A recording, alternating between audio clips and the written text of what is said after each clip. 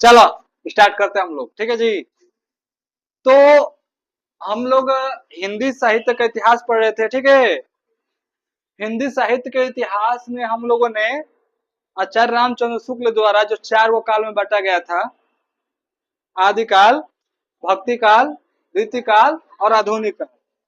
तो आदिकाल में हम लोग जितने भी चीजें थी वो उसको क्या कर चुके हैं, कंप्लीट कर चुके हैं।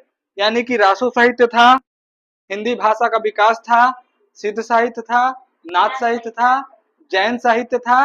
ये सभी हम लोग क्या कर चुके हैं, कंप्लीट कर चुके हैं।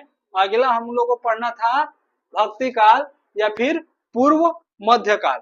भक्ति काल को किस नाम से और अन्य किस नाम से जाना जाता है, तो पूर्व मध्य काल के नाम से जाना जाता है। इसका समय अगर पूछे तो 1375 से कितना होगा, 1700 विक्रम संवत, ठीक है।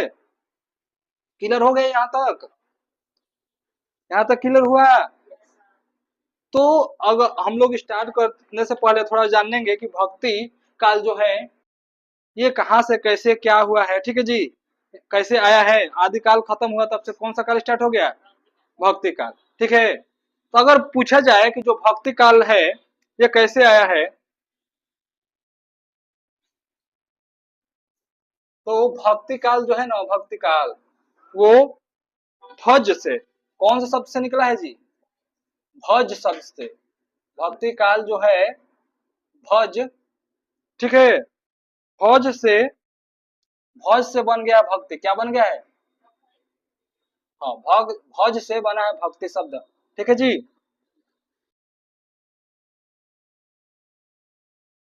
और यहीं से क्या बन गया, भक्ति काल क्या बन गया, भज से भक्ति शब्द आया है, जो इसका रूपांतरण हो गया किस चीज में, भक्ति काल के रूप में, ठीक है।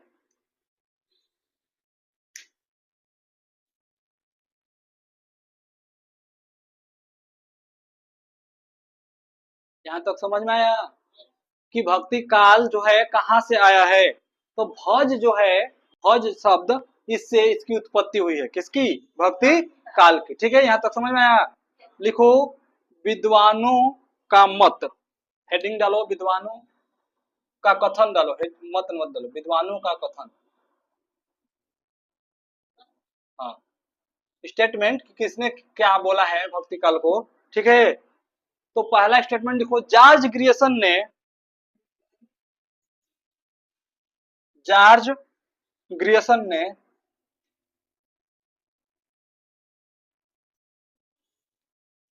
जॉर्ज ग्रियर्सन ने भक्ति काल को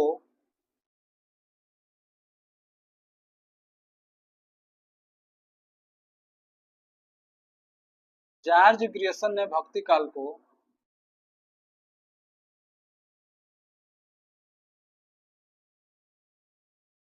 हाँ यहाँ तक हो गया जी, हिंदी साहित्य का, हिंदी साहित्य का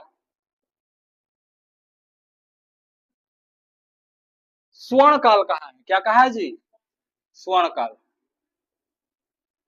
पहला स्टेटमेंट यहां से मिल गया। अब क्वेश्चन पूछेगा कि वो कौन सा व्यक्ति है जिन्होंने हिंदी साहित्य को स्वर्ण काल कहा है, जॉर्ज ग्रियर्सन। या फिर क्वेश्चन ऐसे पूछा जाएगा कि जॉर्ज ग्रियर्सन ने भक्ति काल को क्या कहकर पुकारा है, हिंदी साहित्य का स्वर्ण काल कहकर पुकारा है, ठीक है। समझ में आया ना क्वेश्चन कैसे पूछने का तरीका। अगला क्वेश्चन लिखो, डॉक्टर श्याम सुंदर दास जी ने, अगला पॉइंट डाल के लिखो, डॉक्टर श्याम सुंदर दास जी ने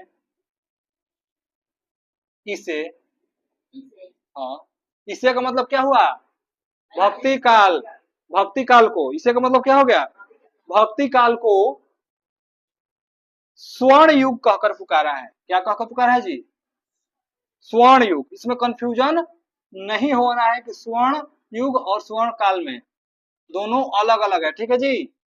दोनों क्या है, डॉक्टर श्याम सुंदर दास जी ने इसे स्वर्ण युग कहकर पुकारा है या संबोधित किया है। समझ में आ रहा है कि जॉर्ज ग्रियर्सन ने स्वर्ण काल बोला था, डॉक्टर श्याम सुंदर दास जी ने क्या बोला है? स्वर्ण युग बोला है। ठीक है,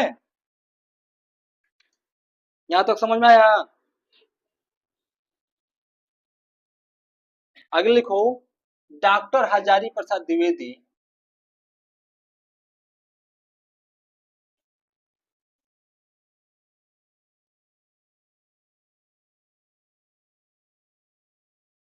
डॉक्टर हजारी प्रसाद द्विवेदी और डॉक्टर राम कुमार वर्मा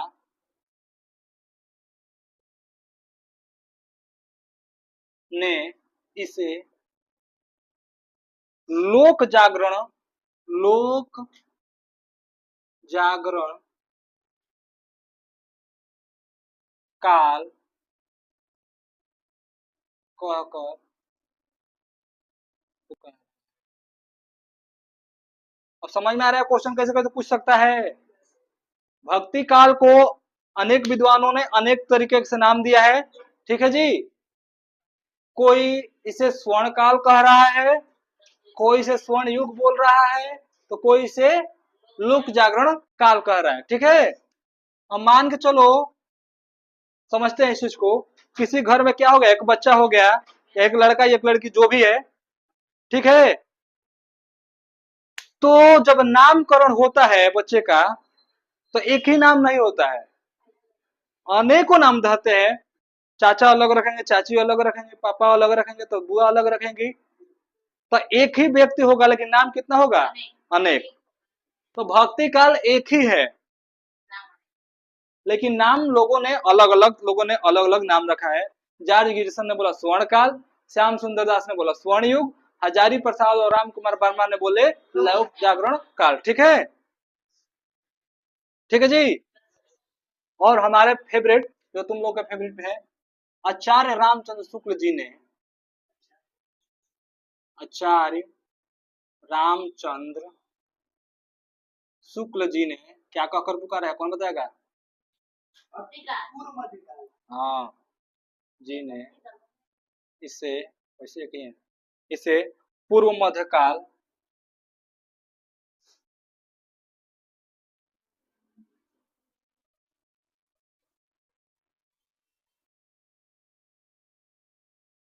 पूर्व मध्यकाल,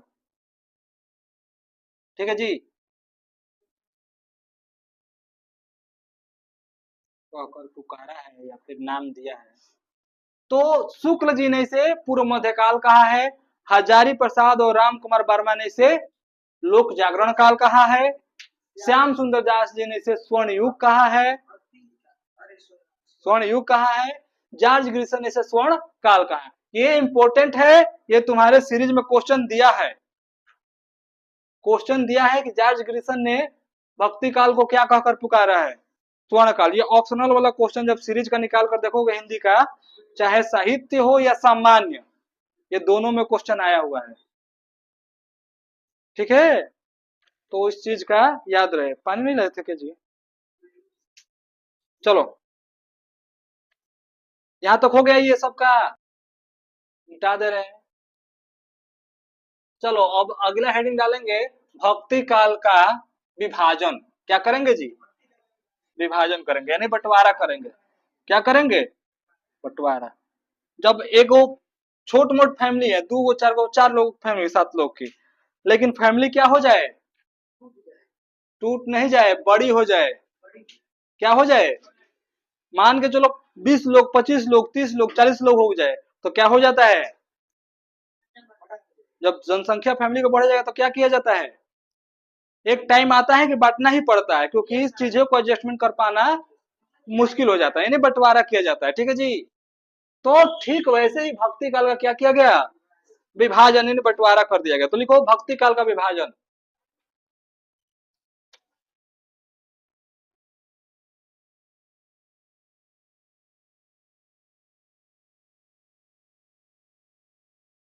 भक्ति काल का विभाजन, ठीक है। तो समझ लो, भक्ति काल को दो भागों में बांटा गया। कितने भाग में? दो भाग में। एकदम अच्छे से पढ़ना है, यहां से क्वेश्चन तुम्हारे एग्जाम में भी आएंगे और आगे चलकर जितना भी हिंदी से रिलेटेड को तुम तैयारी करोगे वहां से भी आएंगे। फिक्स है कि तुम्हारे यूपी बोर्ड के जो क्लास 12th हो या 9th हो या 10th हो, जितना भी एग्जाम है उसमें क्वेश्चन यहाँ से आते हैं। तो अच्छे से पढ़ना इस चीज को। तो भक्ति काल को कितने भाग में बांट दिया गया है? 2 भाग में, ठीक है। तो देखो कौन कौन से वो भाग होंगे। पहला लिखो निर्गुण, निर्गुण काव्य धारा, निर्गुण काव्य धारा, और दूसरा लिखो सगुण काव्य धारा।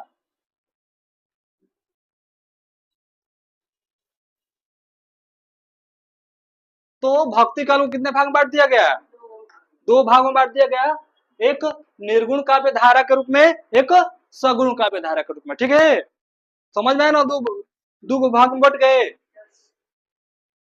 एग्जाम्पल है ना, देना पड़ेगा। समझ में आ रहा है ना कैसे बट रहे हैं? पहले बता चुके हैं, फैमिली बढ़ती जाएगी, बढ़ता चला जाएगा, ठीक है। तो निर्गुण काव्य धारा और एक सगुण काव्य धारा, ठीक है जी। अब इसको भी 2 भाग में बांट दिया गया, इसको भी क्या कर दिया गया? तो निर्गुण काव्य धारा को 2 भाग में बांट दिया गया, ठीक है। कितने भाग में? 2 भागों में। एक है संत काव्य, क्या है? संत काव्य, ठीक है जी। क्या नाम है? संत काव्य। और दूसरा है सूफी काव्य, क्या है? सूफी काव्य। सूफी काव्य। समझ में आ रहा है कैसे बट रहा है? पहले भक्ति काल आया, ठीक है जी। भक्ति काल के दो गो बेटा, कौन कौन? एक निर्गुण, एक सगुण, ठीक है। निर्गुण के 2 गो बेटा, एक संत और एक सूफी। समझ में आ रहा है ना चीजें? यानी भक्ति काल को 2 भाग में बांट दिया गया, निर्गुण काव्य धारा के रूप में और सगुण काव्य धारा के रूप में। निर्गुण काव्य धारा के 2 भाग में फिर से बांट दिया गया, एक संत काव्य, एक सूफी काव्य, ठीक है। इसको ज्ञानेश्वरी शाखा भी बोलते हैं। इसको क्या बोलते हैं? संत काव्य को बोला जाता है ज्ञानेश्वरी शाखा भी, ठीक है। इस बात को याद रखें, ज्ञानेश्वरी शाखा भी कहा जाता है, संत काव्य भी कहा जाता है, ठीक है, और संत शाखा भी बोला जाता है, ठीक है जी।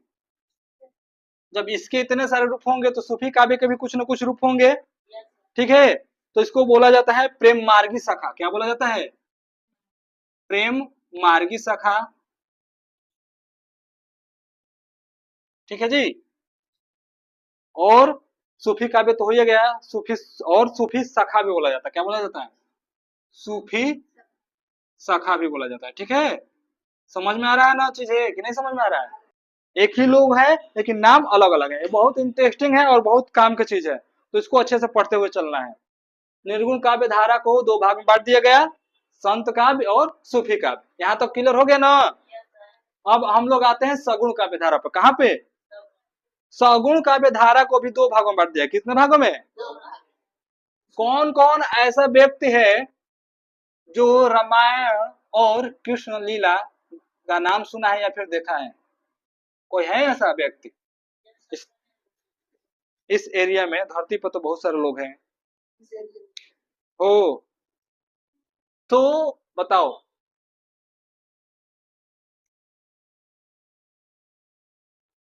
जो रामायण है उसके रचयिता का नाम बताओ।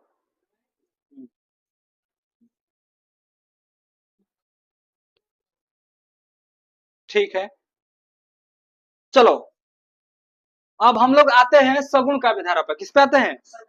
तो इसको 2 भाग में बांट दिया। कितने भाग में? तो रामायण से हमें प्रभु श्री राम के बारे में जानने को मिलेगा, या उनकी जो जिन्होंने भक्ति किया है उनके बारे में जानना मिलेगा। और कृष्ण से हमें कृष्ण भगवान के भक्ति के बारे में जानकारी प्राप्त होगा, किसने कृष्ण भगवान की भक्ति किया है, किसने नहीं किया है, ठीक है। तो सगुण काव्य धारा में हम लिखेंगे राम भक्ति शाखा। क्या लिखेंगे? राम भक्ति शाखा, ठीक है।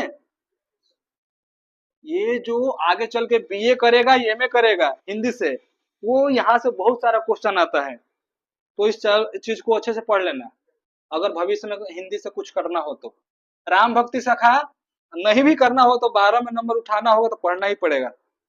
और दूसरा है कृष्ण भक्ति शाखा। क्या है? कृष्ण भक्ति सखा। समझ में आया? तो समझ में आ रहा है फैमिली ट्री कैसे बन रही है? हाँ, फैमिली ट्री कैसे बन रही है, समझ में आ रहा है ना?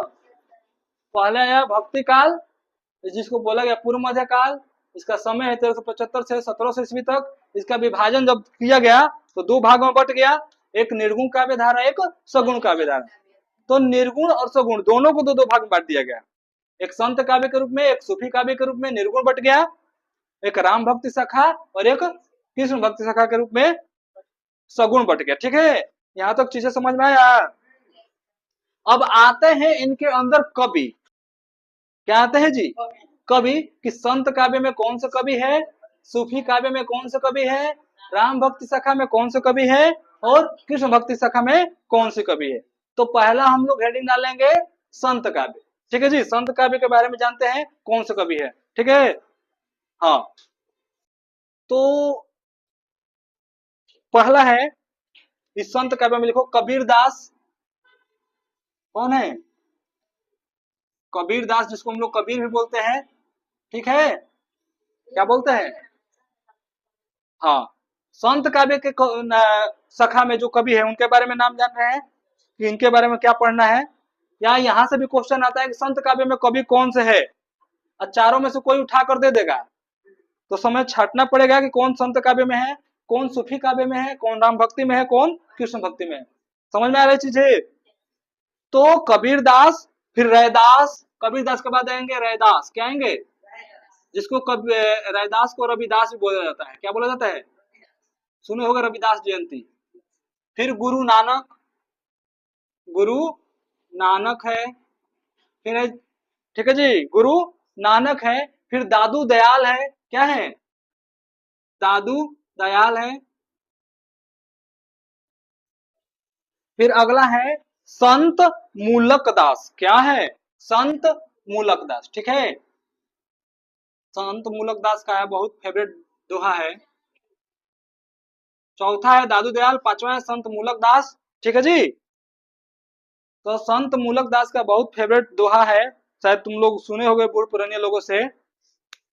दोहा क्या है, कौन कुछ को याद है? मूलक दास का, ये आलसियों के क्या है, कवि माने जाते हैं। हाँ, मतलब जो आलस करता हो उसके वे फेवरेट कवि है। कौन? संत मूलक दास। ठीक है, इनका दोहा क्या है?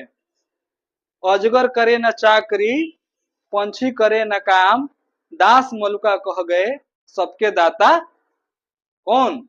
राम। ठीक है जी, मतलब कुछ काम नहीं करना है, भगवान राम है, देख रहे हैं, आराम से बैठे रहोगे तुमको खाना मिल जाएगा। तो ऐसा पॉसिबल है? नहीं है। ठीक है जी, अगला है सुंदर दास। अगला क्या है? सुंदर दास। तो ये हम लोग पढ़ना है कि कौन सा शाखा में? संत काव्य में या फिर ज्ञानेश्वरी शाखा में। हमें इतने सारे कवियों को क्या करना है? पढ़ना है। यहां तक समझ में आया? अब सूफी मार्ग में आते हैं हम लोग। सूफी मार्ग में किसके बारे में पढ़ना है? पहला है मलिक मोहम्मद जैसी। क्या है? मलिक मोहम्मद जैसी के बारे में पढ़ना है। ठीक है जी, ये सूफी काव्य वाले हैं। अब लोग संत काव्य से किस में आ गए? सूफी काव्य में आ गए। मलिक मोहम्मद जैसी, फिर मुल्ला दाऊद। अगला कौन है? मुल्ला दाऊद। ठीक है, अगला है कुतुबन। कौन है जी? कुतुबन। फिर है मंझन, मंझन। ठीक है, मुल्ला दाऊद हो गया, कुतुबन हो गया, मंझन हो गया। अगला है उस्मान, उस्मान। ठीक है, अगला है शेख नबी, शेख नबी। फिर अगला है कासिम शाह।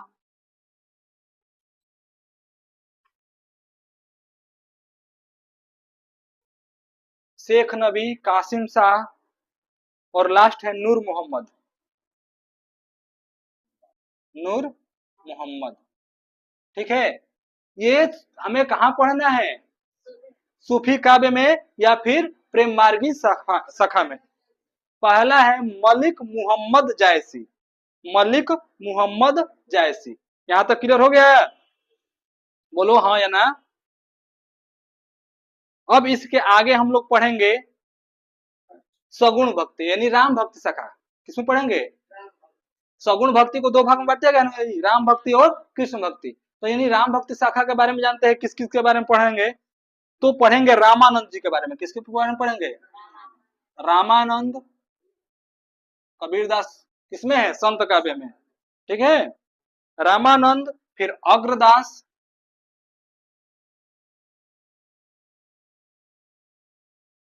ठीक है, फिर पढ़ेंगे ईश्वरदास,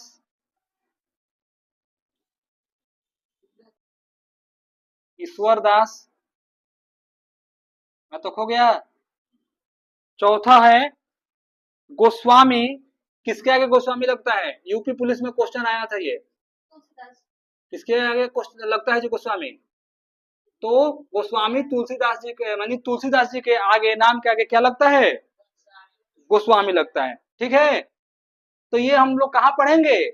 राम भक्ति शाखा के अंदर पढ़ेंगे। ठीक है, रामानंद जी के बारे में जानेंगे, अग्रदास के बारे में जानेंगे, ईश्वरदास के बारे में जानेंगे, गोस्वामी तुलसीदास जी के बारे में जानेंगे। ठीक है जी, यहाँ तक क्लियर हुआ? फिर इसके बाद है कृष्ण भक्ति शाखा। इसके बाद क्या है? तो इसमें जानेंगे सूरदास जी के बारे में। किसके बारे में जानेंगे? ये भगवान श्री कृष्ण के बहुत परम भक्त माने गए। कौन? सूरदास। ठीक है, हाँ, जिनके माना गया कि दोनों आंख नहीं था।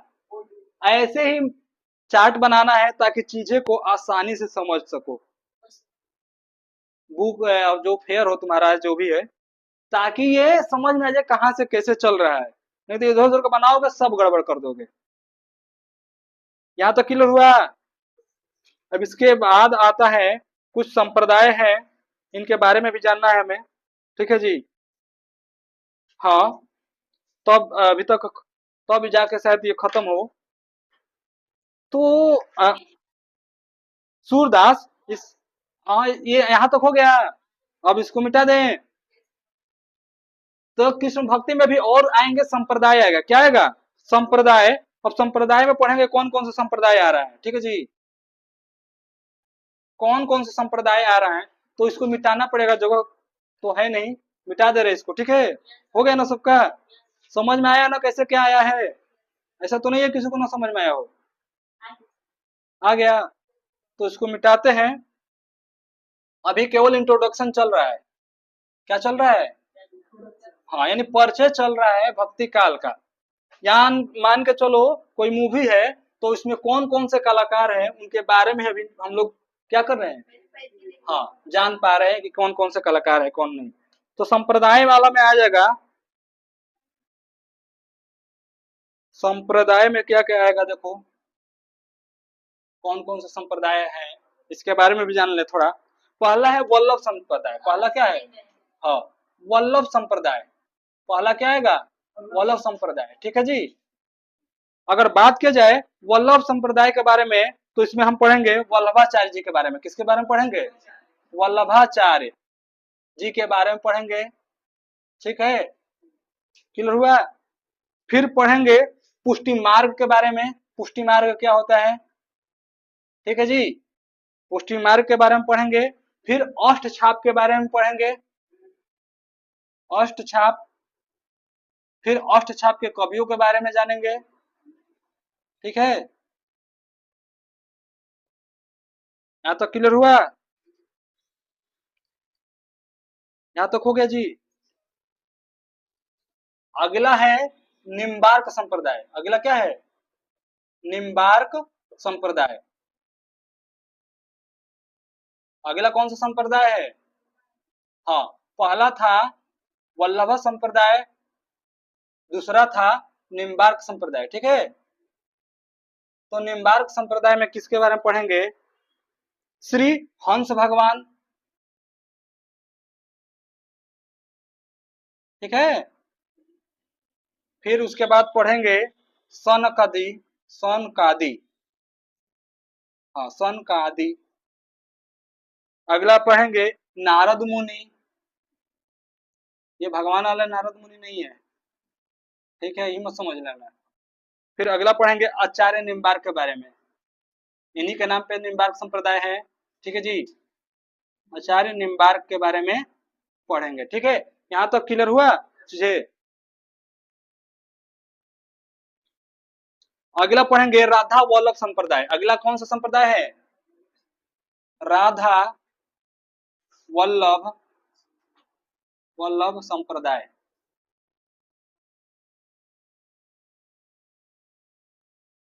ठीक है, तो इसमें हम पढ़ेंगे स्वामी हित हरिवंश गोस्वामी के बारे में। स्वामी हित हरिवंश गोस्वामी के बारे में, ठीक है जी। ठीक है, समझ में आ रहा है यहाँ तक? अगला मिटा दे, इसको मिटा दे। हो गया यहाँ तक सबका? अगला जो है उसको हंसना नहीं है, क्योंकि हंसना क्या है, मना है। जो हंस देगा उसका हम गोवर्धन नहीं कटेंगे, इतना भी पापी नहीं है। बस मुंह का नक्शा बदल देंगे। क्या करेंगे?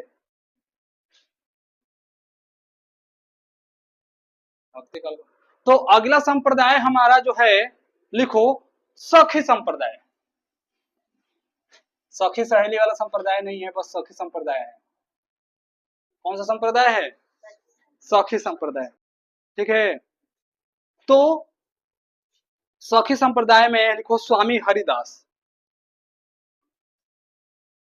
स्वामी हरिदास के बारे में पढ़ेंगे इसमें, ठीक है जी। अगला है, इंपोर्टेंट है, चैतन्य संप्रदाय। चैतन्य संप्रदाय इंपोर्टेंट है, इससे क्वेश्चन बहुत रिपीटेड होता है। ठीक है, हाँ ये इंपोर्टेंट है, ये बार बार रिपीटेड क्वेश्चन है चैतन्य संप्रदाय वाला, स्टार बना लेना लोग। तो इसमें पढ़ेंगे चैतन्य महाप्रभु के बारे में। किसके बारे में पढ़ेंगे? चैतन्य महाप्रभु के बारे में पढ़ेंगे, ठीक है जी। फिर षड गोस्वामी के बारे में पढ़ेंगे, षड गोस्वामी। और इसके बाद है गदाधर भट्ट।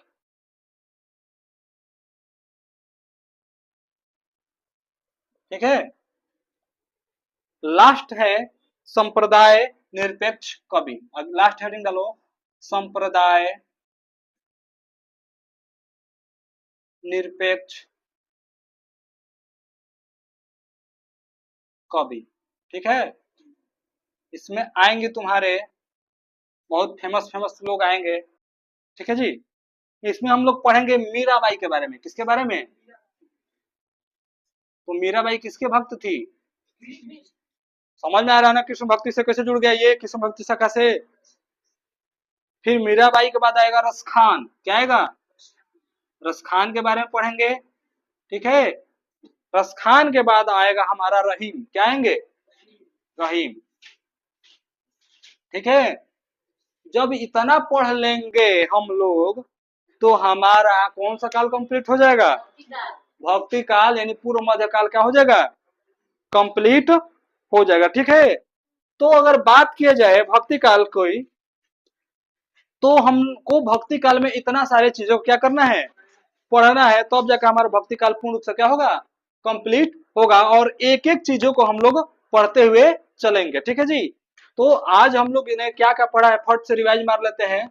तो हम लोगों ने आज जाना है कि भक्ति काल के बारे में, कि भक्ति काल में क्या चीज है कैसे नहीं, ठीक है। तो अगर बात किया जाए भक्ति काल का, तो ये भज जो शब्द है, भज नामक शब्द से भक्ति काल का क्या होगा? उत्पत्ति हुआ है। अगर बात किया जाए भक्ति काल को स्वर्ण काल किसने बोला था, तो क्या बताओगे?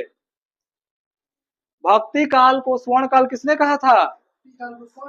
हाँ, जॉर्ज ग्रिशन ने कहा था। स्वर्ण युग किसने कहा था? डॉक्टर श्याम सुंदर दास जी ने स्वर्ण युग कहा था। और अगर बात किया जाए लोक जागरण काल, तो हजारी प्रसाद द्विवेदी, डॉक्टर राम कुमार वर्मा। अगर बात किया जाए पूर्व मध्यकाल, तो किसने बोला था पूर्व मध्यकाल? आचार्य रामचंद्र शुक्ल जी ने। यहां तक हो गया। अब बात किया जाए कि इसका बंटवारा, क्या किया जाए? बंटवारा। तो भक्ति काल का जब बंटवारा किया गया, तो पहले दो भाग में बांटा गया। कितने भाग में? दो भाग में। एक का नाम था निर्गुण काव्य धारा, दूसरे का नाम था सगुण काव्य धारा। यहाँ तक क्लियर। अब सगुण काव्य धारा को भी कितने भाग में बांट दिया गया? दो भागों में। एक संत काव्य जिसको ज्ञानेश्वरी शाखा बोला जाता है, ठीक है, और एक सूफी काव्य जिसे प्रेम मार्गी शाखा बोला जाता है, ठीक है।